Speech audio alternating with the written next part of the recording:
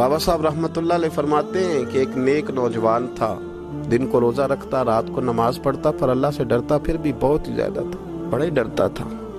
मौत का वक्त आया तो माँ ही थी बस उसकी, तो माँ से कहने लगा, अम्मा मेरी माँ है, मेरे साथ 3 वादे तो कर। उसने कहा, पुत्र तू बता, आखिरी हिजकी ले रहा है और इस गरीबनी माँ से तू वादा ले रहा है, बता क्या वादा। अर्ज करने लगा, अम्मा जब मैं मर जाऊँ ना तो मेरे गले में रस्सी डाल के तो मुझे घुमाना घर के सहन में, और लोगों को कहना जो रब की नाफरमानी करे उसका यही हाल होता है। ये ऐलान करना जो अल्लाह के नाफरमान हो उनका यही अशर किया जाना चाहिए।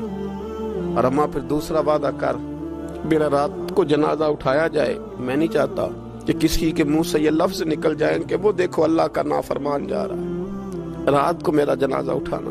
और अम्मा तीसरा मेरे साथ वादा कर कि लोग मुझे दफन करके आ जाएंगे तो तू मेरी कब्र पे चली जाएगी। अमल मेरे पास कोई नहीं, पर मुझे लगता है माँ के कदमों की बरकत से अर्श का मालिक भी रहम फरमाएगा। अम्मा तू वादा कर। बाबा साहब रहमतुल्लाह अलैह फरमाने लगे कि माँ, बूढ़ी माँ ने वादा कर लिया। कहा बेटे ठीक है, अगर तेरी यही जिद है तो मैं तैयार हूँ। फिर उसने कलमा शहादत पढ़ा, उस नौजवान की रूह परवाज कर गई।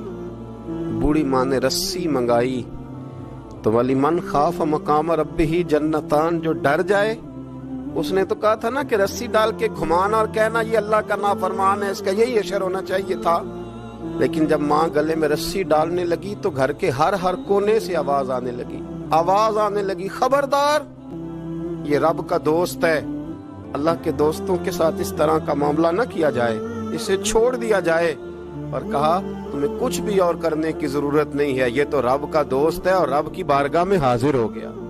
कोई बंदा कहेगा कि ये तो एक बाबा फरीद का सुनाया हुआ वाक़या है। सुनिए, बुखारी में हदीस है, नबी पाक सल्लल्लाहु अलैहि वसल्लम ने फरमाया, हजरत अबू हुरैरा रदी अल्लाह तआला अन्हु रावी हैं, हुजूर फरमाते एक शख्स मरने लगा तो अपने बच्चों से कहने लगा कि मैं जब मर जाऊं तो मुझे जला देना और फिर मेरे जले हुए वजूद को पीस देना, फिर मुझे हवा में उड़ा देना। पुत्र मुझे उड़ा देना, मुझे बड़ा डर लगता है, अगर रब ने मुझसे हिसाब पूछा तो मैं काबिल नहीं हूँ, उड़ा देना मुझे हवाओं में। अगर उसने मुझसे हिसाब लिया तो बड़ा सख्त हिसाब लेगा। हुजूर फरमाते हैं, बुखारी में मौजूद है, उसके बच्चों ने इसी तरह किया। उसके मरने के बाद उसे जलाया, हवा में उड़ा दिया।